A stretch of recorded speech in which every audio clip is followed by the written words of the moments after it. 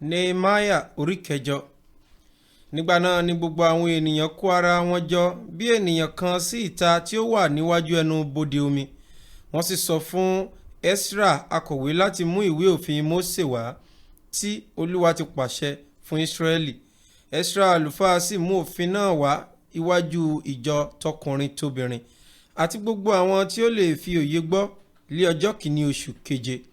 Ó sì kà nínú rẹ̀ níwájú ìta tí ó wà níwájú ẹnu bodè omi láti òwúrọ̀ títí di ìdájí ọjọ́, níwájú àwọn ọkùnrin àti àwọn obìnrin àti àwọn tí ó lè yé. Gbogbo ènìyàn sì tẹ́tí sílẹ̀ sí ìwé òfin. Ezra akọ̀wé sì dúró lórí àga ìdúró sọ̀rọ̀ tí wọ́n ṣe nítorí èyí náà. Lẹ́bàá ọ̀dọ̀ rẹ̀ ni Mattitiah sì dúró, àti Shema àti Anaiah àti Urijah àti Hilkiah àti Maaseiah.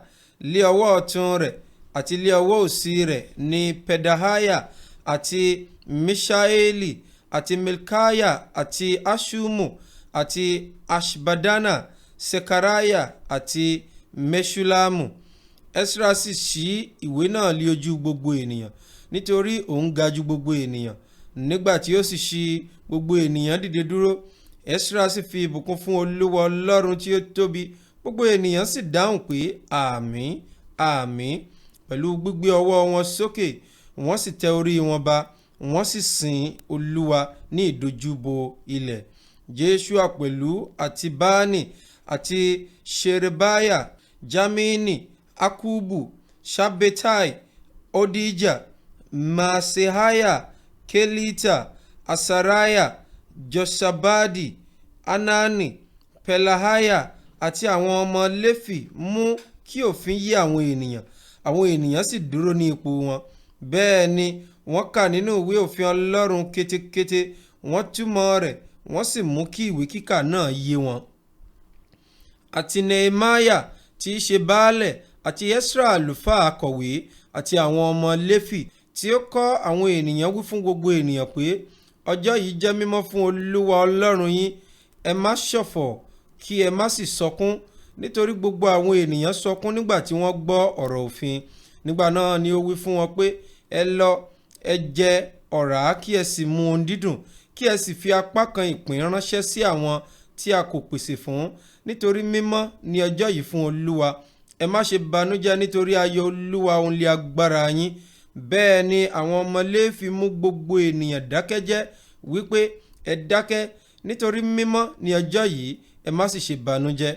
Gbogbo àwọn ènìyàn lọ láti jẹ àti láti mu àti láti fi ìpín ránṣẹ́ àti láti yọ ayọ̀ ńlá, nítorí tí ọ̀rọ̀ tí a sọ fún wọn yé wọn. Lé ọjọ́ kejì, àwọn olórí àwọn baba gbogbo àwọn ènìyàn, àwọn àlùfáà àti àwọn ọmọ Léfì péjọ sí ọ̀dọ̀ Ezra akọ̀wé kí ó lè fi ọ̀rọ̀ òfin yé wọn. Wọ́n sì rí akọ sínú ìwé òfin tí Olúwa ti pa lé àṣẹ nípa ọwọ́ Mósè pé kí àwọn ọmọ Ísírẹ́lì gbé inú àgọ́ ní àsè oṣù keje, pé kí wọ́n fún rere, kí wọ́n kéde ní gbogbo ìlú wọn àti ní Jerúsálẹ́mù wípé ẹ jáde lọ sí òkè kí ẹ sì mú ẹ̀ka igi ólífì, ẹ̀ka igi páìnì àti ẹ̀ka igi mátìlì, ìmọ̀ ọ̀pẹ àti ẹ̀ka igi tí ó tóbi láti ṣe àgọ́ gẹ́gẹ́ bí a ti kọ ọ́. Bẹ́ẹ̀ ni àwọn ènìyàn náà jáde lọ, wọ́n sì mú wọn wá. Wọ́n pa àgọ́ fún ara wọn, olúkúlùkù lórí òrùlé ilé rẹ̀ àti ilé àgbàlá wọn, àti ilé àgbàlá ilé Ọlọ́run, àti ní ìta ẹnu bodè omi, àti ní ìta ẹnu bodè Efraimu. Gbogbo ìjọ ènìyàn nínú àwọn tí ó padà bọ̀ láti oko ẹrú sì pa àgọ́, wọ́n sì gbé abẹ́ àwọn àgọ́ náà, nítorí láti àkókò Joshua ọmọ Núnì wá títí di ọjọ́ náà àwọn ọmọ Ísírẹ́lì kò ṣe bẹ́ẹ̀. Ayọ̀ ńláńlá sì wà. Ezra sì kà nínú ìwé òfin Ọlọ́run lé ojoojúmọ́ láti ọjọ́ kìíní títí di ọjọ́ ìkẹyìn. Wọ́n sì pa àṣẹ náà mọ́ lé ọjọ́ méje, àti lọ́jọ́ kẹjọ wọn ní àpéjọ tí ó ní ìrònú gẹ́gẹ́ bí ìṣe wọn.